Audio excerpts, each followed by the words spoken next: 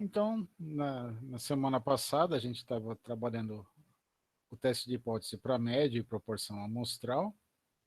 Falamos da distribuição T-de-Student, que ela é uma adaptação da normal utilizada para amostras pequenas, para amostras pequenas aí quer dizer com certeza menor que 30, e a partir disso a gente usa um pouco o nosso bom senso, se a gente usa normal ou não, né? Não vou me estender porque a gente conversou bastante na semana passada. No fundo, se a gente quiser uma precisão super aí do cálculo estatístico, a gente sempre usaria a distribuição T para calcular intervalo de confiança, margem de erro, tamanho de amostra, tudo. Mas na prática isso não é necessário, né? A gente pode arredondar pela normal a partir de um determinado tamanho de amostra, 60, 120, sem grandes erros aí. A nossa diferença vai estar ali na vírgula ali. E a tabelinha da normal. Depois a gente vai fazer um exemplo hoje que a gente usa ela de novo aí para vocês relembrarem aí de como fazer isso. E aí trabalhamos o teste de hipótese. O que é importante a gente lembrar dessa aula passada? A gente tem dois tipos de hipótese básicas aí. A nossa hipótese nula, que é a hipótese que nega, no fundo, que está acontecendo alguma coisa. E a hipótese alternativa, que é a hipótese que nós queremos trabalhar. Então, o que seria uma hipótese nula? Pegando o exemplo ali da pesquisa de percepção do governo. A percepção do governo, será que ela piorou ao longo do tempo? Então, minha hipótese nula é que não aconteceu nada, que ela permaneceu do jeito que está. E a hipótese alternativa, obviamente, é que ela mudou. Então, a hipótese nula, a gente nega que esteja acontecendo. E a gente só aceita ser convencido se a gente tiver uma evidência estatística forte. Uma evidência estatística significativa. E o significativo quer dizer algo que, se fosse por puro acaso, ia ser muito raro de acontecer. Então, o teste de hipótese é um julgamento. A gente avalia a diferença entre médias ou proporções. Poderíamos avaliar também a diferença entre desvio padrão, mas isso a gente não vai fazer nesse curso, nem vai fazer agora. Depois eu até mostro como isso pode ser feito, mas mais para frente. E a gente tem dois tipos de erros possíveis nesses testes. Ele é um julgamento. Então, o que o nosso julgamento vai dizer? Nossa hipótese nula. A percepção do governo não mudou. A realidade está dizendo o seguinte: ela mudou. Eu pego uma amostra, faço uma pesquisa de opinião e a minha amostra fala: você deve rejeitar. Ela mudou. Então eu acertei. Beleza. A realidade foi: eu não devo rejeitar a hipótese nula. A percepção das pessoas em relação ao governo não mudou. Eu trago uma amostra que fala para eu não rejeitar. Então, beleza, eu acertei o julgamento. Tá ok. A realidade diz: eu não devo rejeitar. A percepção não mudou. E eu pego uma amostra, por acaso, que diz que eu devo rejeitar. Eu cometo um erro. É o erro tipo 1. Eu rejeitei uma hipótese que era verdadeira. A minha hipótese nula era verdadeira e eu a rejeitei. Eu não rejeito ou aceito a hipótese alternativa. Eu só aceito ou rejeito a hipótese nula. A hipótese alternativa é eu caio nela se eu rejeitar a hipótese nula. A realidade falou, eu preciso rejeitar a hipótese nula. Mudou a percepção. Eu pego uma amostra que, por acaso, diz que eu não devo rejeitar. Eu cometo um outro tipo de erro. Esse erro, tipo 1, a gente consegue estimar o nosso alfa. O erro tipo 2 a gente não consegue. Porque se a realidade mudou, tem uma porcentagem de pessoas que apoiam, digamos, sei lá, 30%. Historicamente tem esse 30%. Agora mudou. Mudou para um outro número. Para quanto mudou? Para 28? 31? Para quanto? Né? A gente não sabe. Então a gente não consegue calcular isso adequadamente. Um último ponto aqui em relação a esses dois tipos de erros, eles são medidos em porcentagem aí, né? Um valor probabilístico, de 0 a 1, de 0 a 100%. Mas eles não são complementares. Então, se a minha chance do erro tipo 1 for 5%, não quer dizer que a do tipo 2 é 95%. Não tem nada a ver. Eles não são complementares. Ela pode ser maior ou menor. O que tem a ver é, se eu diminuir a probabilidade de cometer o erro tipo 1, eu aumento a probabilidade de cometer o tipo 2 e vice-versa. Isso tem a ver. Mas eles não são necessariamente complementares. Necessariamente não. Não são complementares absolutamente. A gente pode cometer esses erros de julgamento. O que a gente trabalha, na verdade, é o nosso alfa. Para eu calcular o beta, eu precisaria saber a realidade alternativa, e isso eu não tenho como saber. Então, eu vou trabalhar sempre com o nosso alfa.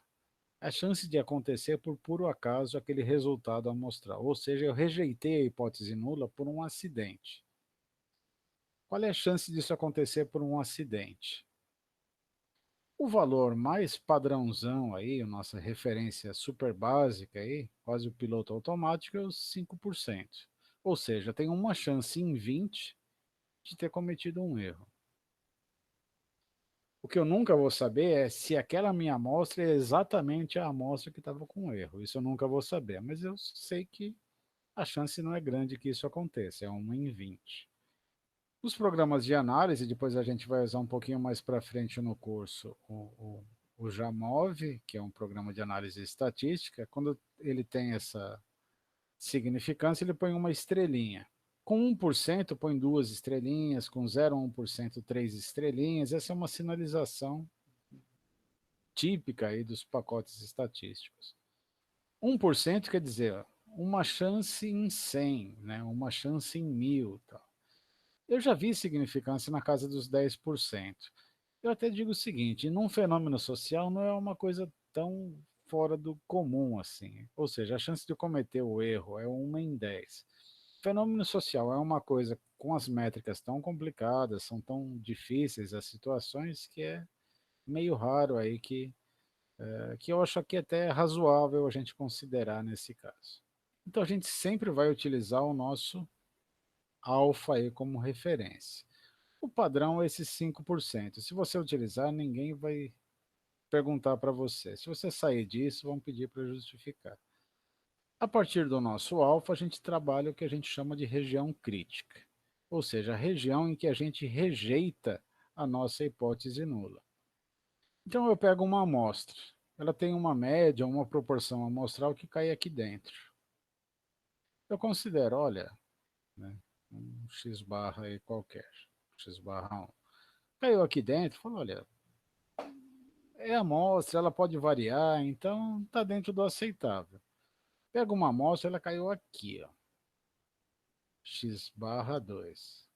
Fala, olha, é tão difícil dela ter acontecido isso por puro acaso que eu vou começar a desconfiar. E aqui eu rejeito a minha hipótese nula. Ou seja, meu julgamento é sempre da hipótese nula. Eu nunca julgo a hipótese alternativa. Eu assumo ela se eu rejeitar a nula. É isso. Esse nosso julgamento é um julgamento probabilístico. Ele está sempre aqui, nessa casa, a partir dos 5%. Né? Ou seja, é difícil ter acontecido por acaso. Se eu jogar uma moeda, posso tirar uma coroa? Dá sim. Duas na sequência? Dá. Uma vez em cada quatro que eu jogar, vai ser isso. Três, quatro vezes, aí vai começando a ficar mais difícil. Cinco, seis vezes, aí vai ficando muito difícil ter uma sequência ininterrupta de cara ou de coroa. Então, se acontecer alguma coisa com uma probabilidade muito baixa, a gente começa a desconfiar que, olha, talvez essa moeda aí não seja muito honesta, né?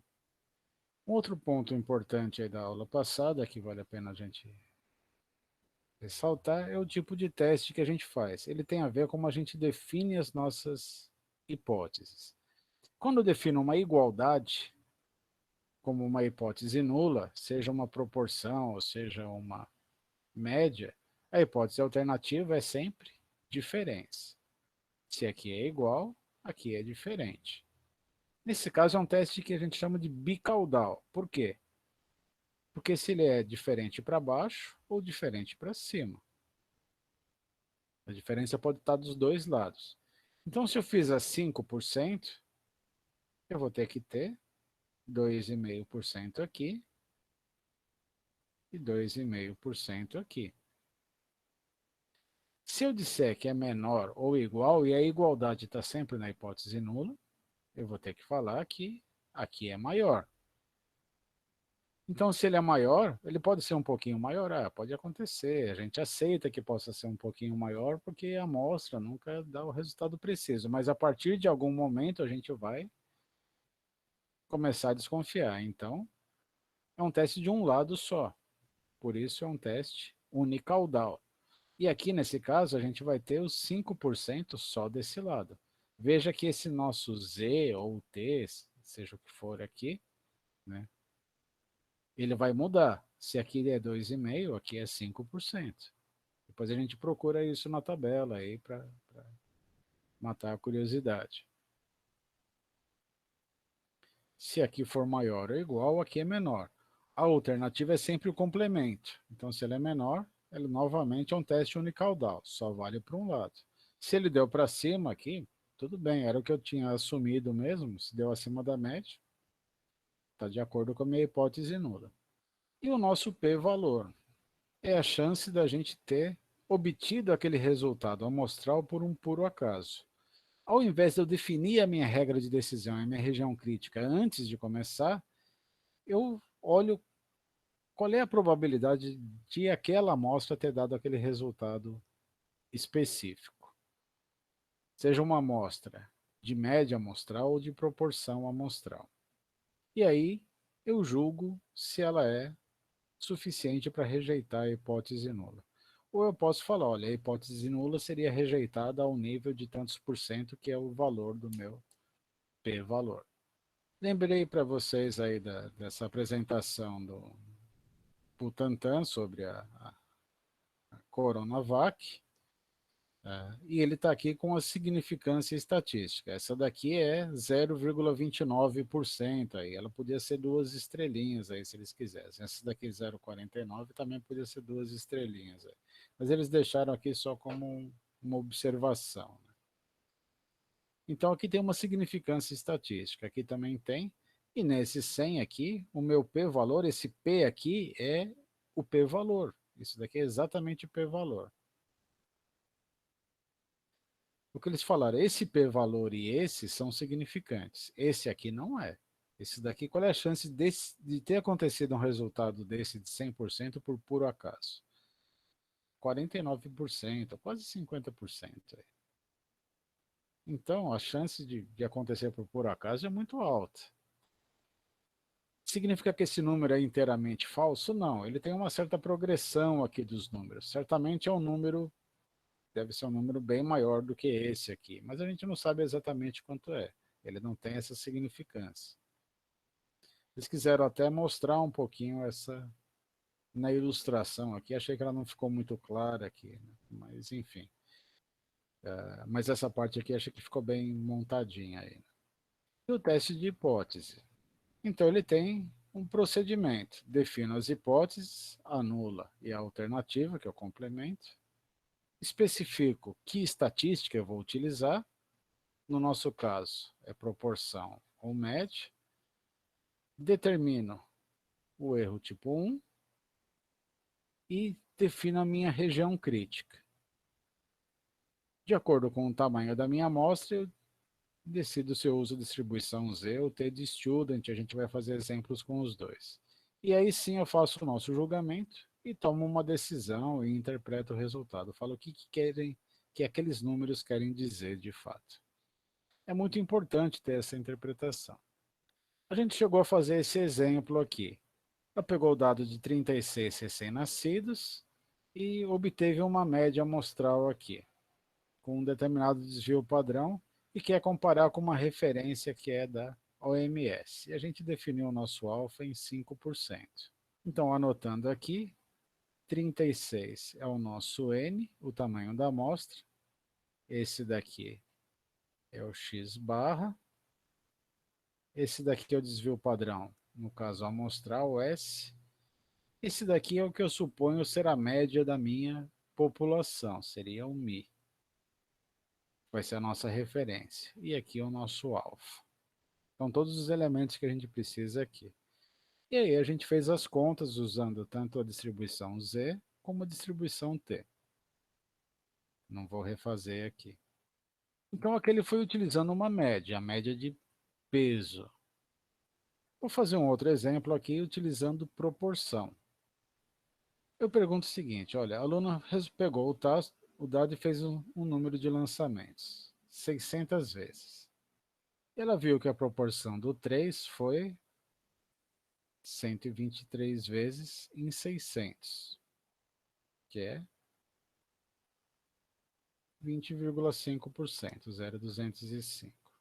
Qual é a chance disso ter acontecido por puro acaso? Se o nosso dado não fosse viciado, qual é a chance de um número acontecer no dado? A probabilidade de um número qualquer deveria ser 1 em 6, que vai ser 0,167. Eu vou desenhar aqui a nossa distribuição. Uma distribuição P-chapéu. Eu tenho aqui, então, 0,167. Estou julgando que meu dado não é viciado, não tem nenhum motivo para desconfiar dele. Essa distribuição tem uma variância. Minha variância vai ser, e tem um desvio padrão, vai ser P vezes 1 menos P dividido por N, a raiz de tudo isso daqui. Daqui a pouco a gente calcula isso. Eu joguei os dados e tive 0,205. Qual é a probabilidade de eu ter tirado um número extremo de lados 3 como esse? Qual é essa probabilidade? Então, essa que eu quero saber. Qual é a chance disso ter acontecido? A proporção foi essa, era essa esperado.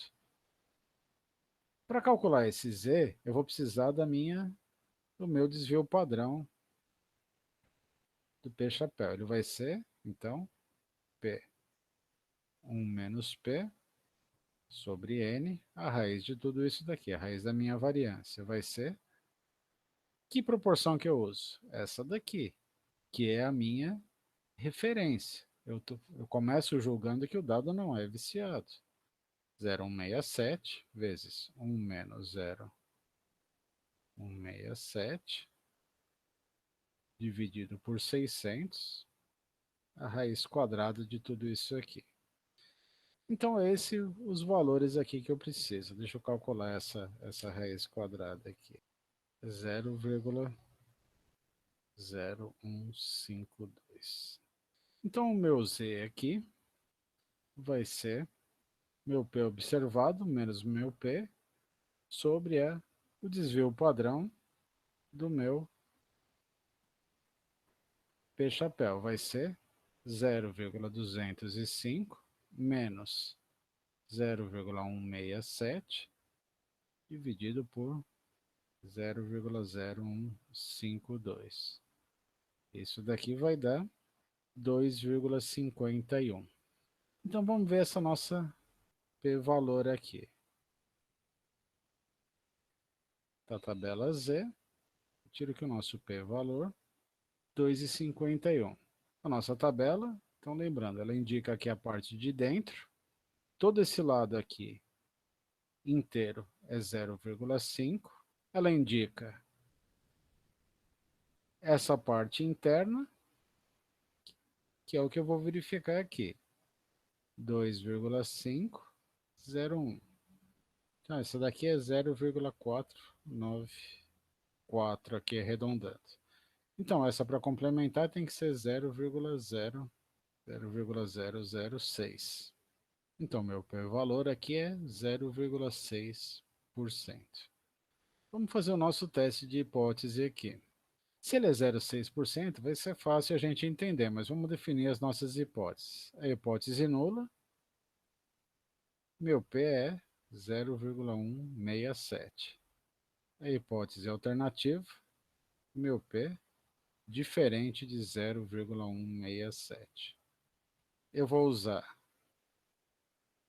a proporção, as proporções amostrais, que tem uma distribuição normal, com a média esperada P, e uma variância P vezes a variância P vezes 1 menos P sobre N. Alfa 5%. Ele é igual ou diferente, pode ser para os dois lados, então 2,5% para cada lado, aqui. Esse valor aqui de Z a gente já conhece. Ele vai ser mais ou menos 1,96 da nossa tabelinha normal. Isso a gente já fez nas outras aulas. Aqui a nossa variância já está calculada. Então a nossa região crítica é menos 1,96 e 1,96. Todos os valores abaixo de menos 1,96 e todos acima. O nosso observado é 2,51.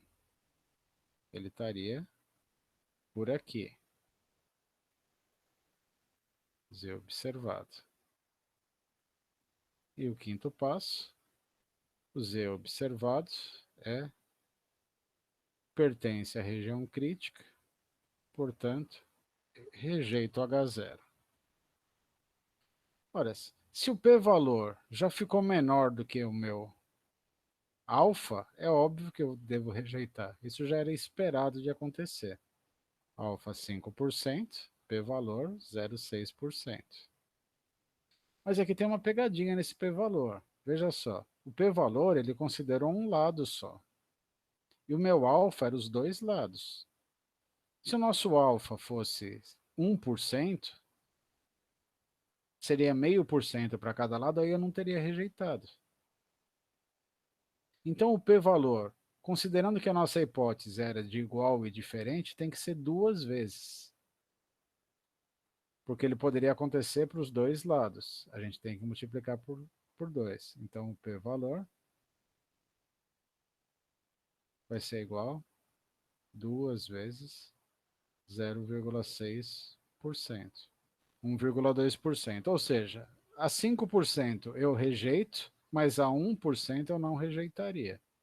Então é essa o nosso exemplo. Para a gente definir o p-valor, a probabilidade de acontecer um valor extremo, como aquele, a gente tem que considerar que ele, se for um teste de hipótese de igual ou diferente, tem que considerar que ele é de igual ou diferente para os dois lados. Pode acontecer para cima ou para baixo um valor extremo como aquele. Se fosse um teste unicaudal, aí estava direto, tá para um lado só. A gente fez dois julgamentos agora de hipótese, mas os dois foram contra uma população. Ou seja, a gente olhou as nossas estatísticas da amostra contra o parâmetro de uma população, contra um parâmetro, uma referência clara. No caso, um dado, a gente sabia como o dado deve se comportar, ou no caso ali da OMS, uma referência internacional, que baseado em dados estatísticos históricos e assim por diante. Nesse caso, a gente tem a variabilidade, a variância da amostra, não da população. Muito raramente a gente vai ter a variância da população. Mas há outros casos, que é a gente está comparando duas amostras diferentes. E nesse caso, a gente tem duas variâncias diferentes. Cada amostra tem o seu intervalo de confiança, cada amostra tinha a sua variabilidade, tem a sua margem de erro, a sua imprecisão. Então a gente vai ter que lidar com essa imprecisão, aumenta a nossa incerteza. Então, se a gente está julgando uma amostra contra outra amostra, a gente conhece só as estatísticas amostrais. E vamos ter que lidar com essas estatísticas, né? Com essa variabilidade, com esse maior grau de incerteza. Há duas situações possíveis. Primeiro, no caso de serem amostras independentes. São duas amostras que uma não tem relação com a outra. O levantamento de uma não é afetado pelo levantamento da outra. Quero determinar a renda média dos alunos de métodos quantitativos. Faço uma amostra dos alunos da manhã e uma dos alunos da noite para fazer uma comparação. Tem uma hipótese que dos alunos da noite a renda média deve ser maior, porque eles tendem a trabalhar, enfim, porque minha teoria diz isso. As minhas duas amostras, os elementos da amostra da manhã e da noite, eles não dependem um do outro. Tanto que eu posso ter uma amostra de 20 pessoas de manhã e uma de 30 à noite, elas nem precisam ser amostras iguais para serem avaliadas. Não tem a menor necessidade que sejam amostras iguais. Nas amostras pareadas é diferente. Para cada elemento de uma das amostras, eu tenho um correspondente na segunda.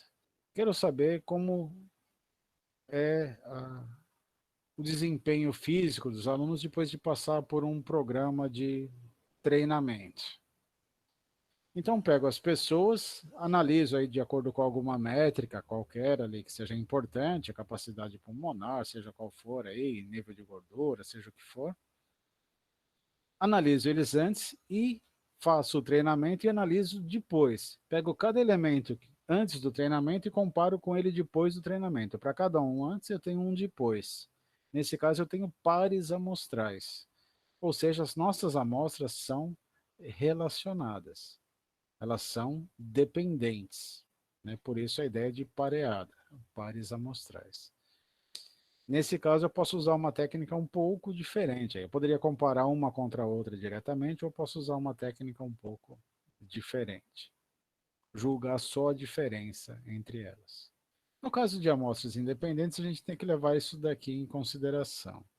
Eu sei que está tudo, vocês já bateram o olho aqui nessas equações, ficou tudo claro, mas mesmo assim eu vou explicar para vocês. Quando a gente tem duas populações diferentes, a população X e a população Y, a esperança da soma delas é igual à soma das esperanças delas. Então, se a média da soma de X e Y vai ser igual à soma da média de X com a média de Y, a diferença é a mesma coisa. Mas no caso das variâncias, então se eu somar ou subtrair as minhas médias, o resultado esperado, né? Eu posso fazer isso antes de fazer o cálculo da média, ou posso fazer isso depois, que o resultado tem que dar o mesmo.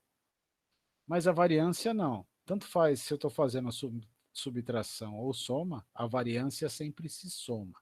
A variância se soma porque aumenta a nossa incerteza.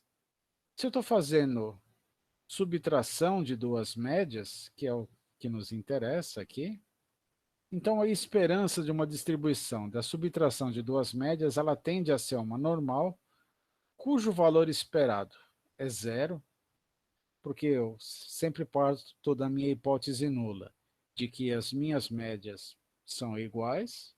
Quando eu estou comparando duas amostras, eu parto sempre da hipótese nula que elas são iguais. Qualquer diferença aconteceu por um acaso amostral ali. Mas se for uma diferença muito grande, eu começo a desconfiar que elas não são iguais. E a minha variância é a soma das duas variâncias amostrais. Ou seja, o meu desvio padrão vai ser a raiz da soma das variâncias. Não vai ser a soma dos dois desvios padrões amostrais. Vai ser, eu vou precisar da variância, somar as variâncias e aí tirar a raiz. E o z observado vai ser a diferença entre as médias. Se a gente estiver trabalhando com a distribuição T, com amostras pequenas, o cálculo do grau de liberdade vai ser a soma das duas amostras menos 2. Para a proporção, vale a mesma coisa. Essa daqui é a nossa distribuição das proporções amostrais. A gente sabe que ela tende a uma normal, cuja média é P, e cuja variância é P vezes 1 menos P sobre N. Quando a gente trata de uma distribuição da subtração de duas proporções amostrais, a gente considera que a princípio elas são iguais, ela vai ser uma normal, cuja média, cuja proporção esperada é zero, já que essas diferenças são de dois iguais, e cuja variância é a soma das duas variâncias. P1, 1 menos P1, P2, 1 menos P2, dividido pelo tamanho de cada uma das minhas amostras. O meu desvio padrão vai ser a raiz quadrada de tudo isso aí. Tudo tranquilo aí com essas equações, pessoal? Alguma dúvida? Vamos dar uma olhada nos cálculos aqui, talvez fique um pouquinho mais fácil. Então vamos ver esse exemplo 3 aqui. Uma rede de lojas testa duas estratégias de venda. Ela utiliza amostras de tamanho 50 em cada loja e obtém esses dois resultados aqui, 62 e 71. Em ambos os casos, é o mesmo desvio padrão. É possível afirmar que elas tiveram resultados e peço um intervalo de confiança para essa diferença dos resultados aqui. A gente sabe que teve, eu quero saber qual é o intervalo de confiança. Meu N de A da loja A é 50, que é igual ao meu N da loja B. X barra da loja A é 62. O valor amostral da loja B é 71. O desvio padrão de A é igual ao desvio padrão de B, que é 20. Então a gente faz um teste de hipóteses aqui para a gente começar. Qual é a nossa hipótese nula? As duas lojas têm a mesma venda. Ou seja, a estratégia de venda não afeta o resultado das vendas. Essa é a minha hipótese nula. Não está acontecendo nada. Ou seja, eu digo que a média de A, a hipótese eu faço sobre o parâmetro da população, é igual à média de B. Isso daqui é exatamente eu falar que a média de A menos a média de B é igual a zero. Por isso aquela questão das esperanças, a subtração das esperanças é zero. A hipótese alternativa é o complemento. Se aqui é igual, eu digo que a média de A menos a média de B é diferente de zero. Esse daqui é o primeiro passo. O segundo passo é que evidência amostral eu vou utilizar. X barra A menos X barra B, diferença de duas médias amostrais que eu sei que é uma normal, cuja média esperada é zero e cuja variância é variância de A ao quadrado sobre NA mais a variância de B ao quadrado sobre NB. Eu pedi para verificar se elas são iguais, mas eu não dei um alfa. Que alfa a gente usa aqui? Usar o 5% aí só pelo hábito aí, mas poderia, já que eu não dei, poderia ser qualquer valor. Então vamos desenhar aqui. É uma distribuição da diferença de médias amostrais, cujo valor esperado central é zero. Alfa é 5%, aqui vou ter alfa sobre 2, 2,5%, 2,5%. E vou ter um desvio padrão aqui, x barra A menos x barra B. Vou calcular esse desvio padrão aqui. Desvio padrão de x barra A menos x barra B. Ele vai ser variância de A ao quadrado sobre NA mais esse que está aqui em cima. Variância de B ao quadrado sobre NB.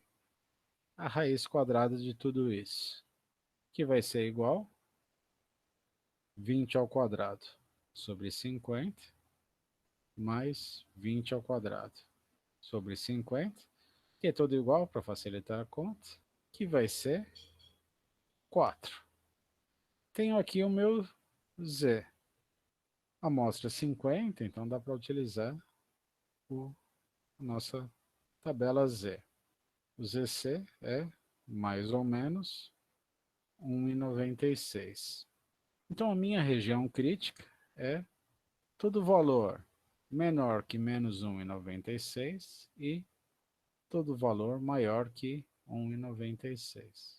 Se eu obter um resultado abaixo de menos 1,96, eu rejeito a hipótese nula. Se pegar um maior que 1,96, eu rejeito. Se pegar um entre esses dois valores, não rejeito. Vou para o quarto elemento e vejo o meu z observado.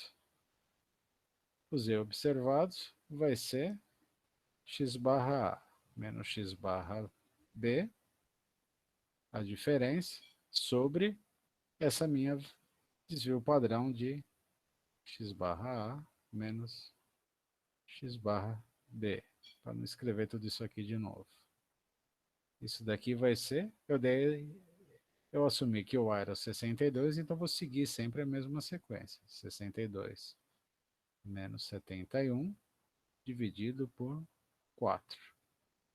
Isso daqui vai ser igual a menos 2, vai dar negativo, 25. Quinto passo, eu verifico se o z observado, então, tá aqui, menos 2,25. Z observado, ele caiu dentro da minha região crítica. O Z observado caiu por aqui. Esse daqui é o meu Z observado. Vou fazer até em outra cor. Ele caiu na região crítica, ou seja, ele pertence à região crítica. Portanto, rejeito H0. Então, posso afirmar que a diferença entre as lojas ao nível de 5%. Ou eu poderia usar o p-valor aqui desse 2,25. No item B eu peço para dar, olha, ele rejeitou, então eu preciso dar um intervalo de confiança. Nosso intervalo de confiança é sempre, no caso, como ele é uma diferença, vai ser x barra A menos x barra B, vou deixar aqui só para separar, mais ou menos z de gama, vezes o desvio padrão de x barra A menos vezes, né, NA, mais a variância de B sobre NB, a raiz quadrada de tudo isso aqui. Vou dar o gama aqui de 95%. Seguir o padrãozinho aí de estamos acostumados. Se dá 95%, então o Z de gama é mais ou menos 1,96. O nosso intervalo de confiança vai ser 62 menos 71, mais ou menos 1,96 vezes 4. A gente já tinha calculado isso aqui. Então ele vai de menos 1,2 até menos 16,8. Ou seja, a diferença de preço entre a loja A e a loja B varia entre menos 16,8 reais e menos 1,2 reais. Eu sei que ela é menor, que na loja B ele é menor, e é um valor aqui entre esses dois. Fica um pouco mais tranquilo vendo o exemplo numérico aí, pessoal. Vamos dar uma olhada aqui então na diferença entre duas amostras aí, mas no caso de proporções. Tem opinião favorável aqui em duas cidades, favoráveis e contrários aqui em duas cidades, cidade A e cidade B. Será que a gente pode falar 5% que eu posso afirmar de fato que elas têm opiniões diferentes? Bom, eu preciso escolher uma delas aqui. Vou utilizar o favorável. Por que o favorável? É arbitrário, já que eles são complementares, tanto faz aqui escolher um ou outro. Primeiro passo, a hipótese nula. Digo que a proporção em A é igual à proporção em B, que é a mesma coisa que falar que a proporção de A menos a proporção de B é zero. A hipótese alternativa, proporção de A menos a proporção de B, diferente de zero. Eu uso minha diferença entre proporções amostrais, que eu sei que é uma normal, que tende a zero, e PA 1 menos P de A sobre NA mais PB 1 menos PB sobre NB. Essa é a minha variância. Defino meu alfa, 5%. Vou desenhar aqui embaixo. 0, P chapéu A menos P chapéu B. Essa é o desenho que eu fiz. Como ele é igual, tem que considerar o diferente. Alfa sobre 2, 2,5%. 2,5%. Tenho aqui os menos Z crítico, meu Z crítico. E aqui o meu desvio padrão aqui de P chapéu A menos P chapéu B. Já vou calcular ele aqui do lado, só para não poluir aqui. Esse meu desvio padrão aqui, ele vai ser P de A 1 menos P de A sobre NA mais P de B 1 menos P de B NB. A raiz quadrada de tudo isso. Isso daqui vai ser igual a... Estou usando o favorável, então 0,62, 1 menos 0,62 por 250, 0,54, 1 menos 0,54 por 250, que é igual a 0,044. Esse Z crítico aqui eu conheço, é o nosso 1,96. Então a minha região crítica vai ser de menos 1,96, 1,96. E vejo aqui agora o nosso resultado. O Z observado vai ser P chapéu A menos P chapéu B sobre essa minha desvio padrão. Vai ser 0,62 menos 0,54. Veja, quando eu trabalho com proporção, sempre uso ela no valor absoluto, nunca uso a porcentagem, dividido por 0,044, que vai ser 1,82. E aí tem o julgamento. O Z observado não pertence à minha região crítica. Meu Z observado, 1,82, ele caiu por aqui. Então ele está na área em que eu aceito ele ter acontecido por puro acaso. Portanto, não rejeito H0. Ou seja, não temos evidência ao nível de 5% de que a opinião é diferente nas duas cidades. Tranquilo aí essa parte, pessoal? O teste de hipótese, o procedimento é sempre assim. Define as hipóteses, que evidência você vai usar e fazer as continhas. Eu aconselho sempre a seguir esse processo. Obviamente, eu quero ver os cálculos feitos, né? Não quero ver só o resultado, não aceito o resultado sem uma justificativa. Pode-se mudar esse procedimento, mas eu aconselho a seguir esse procedimento para não se perder. O procedimento é importante para a gente não se perder. Estamos acostumados com um monte de protocolo. Esses dias é o protocolo do teste de hipótese. Faz o desenhinho para você saber exatamente do que você está falando, onde você está enxergando as coisas. Quando a gente não tem muito traquejo ainda das distribuições amostrais, ele ajuda a gente a visualizar o que está acontecendo. Por fim, o último elemento é no caso de amostras dependentes ou amostras pareadas. Ou seja, o n, a quantidade de elementos, é igual, porque a gente tem pares. E aí a gente pode trabalhar sempre com par, x1 menos y1, x2 menos y2, até o xn menos yn. E aí a gente faz uma variável, x menos y. Então eu tenho aqui, ó, x, y, uma tabelinha qualquer aqui. x1, vou ter um y1, x2, y2 e até xn e yn. E aqui eu faço uma que são as diferenças. É o x1 menos y1, x2 menos y2, xn menos yn.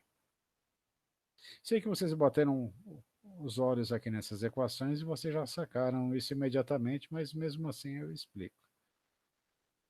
Eu tenho uma outra população aqui. Nessa população eu posso calcular a média dela, posso calcular a variância e o desvio padrão dessa população. Essa média vai ser igualzinho, lembra daquelas fórmulas que a gente viu antes, a diferença da média de x e da média de y. Mas a minha variância não, essa eu vou ter que fazer o cálculo mesmo. Aqui, ó. Essa ao quadrado é variância. Eu pego cada uma das diferenças em relação à minha média aqui das diferenças, elevo ao quadrado, somo tudo e divido por n menos 1. Então eu crio uma nova distribuição. E aí eu comparo com o quê? A minha hipótese nula é sempre que a diferença seria zero e comparo com isso. Então, nesse caso, ao invés de comparar duas amostras, eu estou comparando uma amostra, a amostra das diferenças, contra uma população. Né? Eu diminuo aí meus itens de variabilidade para conjugar. Então, uma lanchonete quer introduzir uma pausa e quer saber se isso afeta a produtividade. Então, ela pega cada um dos chapeiros, faz um levantamento aqui em quantos lanches ele produz aqui, sem um intervalo e com um intervalo. Cada um dos chapeiros nos dois momentos. Para cada um desses elementos aqui, são 6 chapeiros. Para cada um desses elementos aqui, ele calcula a média e o desvio padrão. Depois, como eles são pareados, eu fiz uma outra população, fiz a subtração deles aqui, ó. O 100 menos o com, menos 5, menos 3 e assim por diante. E calculei aqui também uma média e um desvio padrão. Veja só, essa média é exatamente essa menos esse, vai dar 1,5, dá certinho. Se eu tirar a média aqui, tirar a média aqui, vai dar igualzinho o resultado dessa média aqui. Mas o meu desvio padrão aqui é diferente. Então vamos ver o nosso teste de hipótese aqui. E aqui, como é uma amostra pequena, a gente vai usar a distribuição T. A hipótese nula é a minha diferença é, vamos colocar ela mais formalzinha aqui, né? Minha hipótese nula, a média da minha diferença vai ser igual a zero. E a hipótese alternativa, a média da minha diferença é diferente de zero. Vou usar as diferenças pareadas aí, que eu sei que é uma distribuição normal, cuja média esperada é zero, e cuja variância é a minha variância da distribuição das diferenças dividido pelo tamanho da minha amostra. Nesse caso aqui, esse n é o número de pares que a gente tem. Defino um alfa, vou usar os 5%, vai, que a gente já acostumou. Mas veja, meu n é igual a 6. É uma amostra pequena, portanto, então vou usar a distribuição T de student. Vou fazer o desenho aqui agora. As diferenças, alfa sobre 2, 2,5%, 2,5%. O nosso zero aqui, só que aqui eu vou ter um T crítico, um menos T crítico e um mais T crítico. O meu desvio padrão aqui ele vai ser o desvio padrão da minha diferença sobre a raiz de n, que vai ser 2,88 sobre a raiz de 6. Agora vamos olhar na nossa tabela aqui para ver o nosso T crítico. Ele vai ser igual, mais ou menos, vamos olhar a nossa tabelinha de T, onde a gente vai consultar. Ela dá aqui a probabilidade da parte interna, essa primeira linha, a probabilidade na parte interna, e aqui tem a parte externa aqui. A gente quer 5% aqui, então 2,5 aqui, 2,5 aqui. Portanto, essa parte aqui vai ter que ser 95%. Eu olho então nessa coluna aqui. Quantos graus de liberdade eu tenho? É n menos 1, vai ser 6 menos 1, 5 graus de liberdade. Então, 5 graus de liberdade, 95%, 2,571. 2,571. Ou seja, a minha região crítica é qualquer valor que eu observe que esteja menor que menos 2,571 ou maior que 2,571. Se tiver no meio dos dois, desconsidero. No quarto passo, vejo o meu T observado, já que estou usando a distribuição T, a gente segue a mesma denominação. Ele vai ser, o chapéu, menos zero sobre desvio padrão de D sobre a raiz de N. Ou seja, menos 1,5, menos zero, obviamente, sobre 2,88 sobre a raiz de 6, que vai ser igual a menos 1,28. Quinto passo, ter observado. Ele caiu aqui, meu ter observado, então ele não pertence à minha região crítica. Portanto, não rejeito H0, ou seja, não tenho evidência ao nível de 5% para afirmar que a introdução do intervalo causou alguma diferença na produtividade.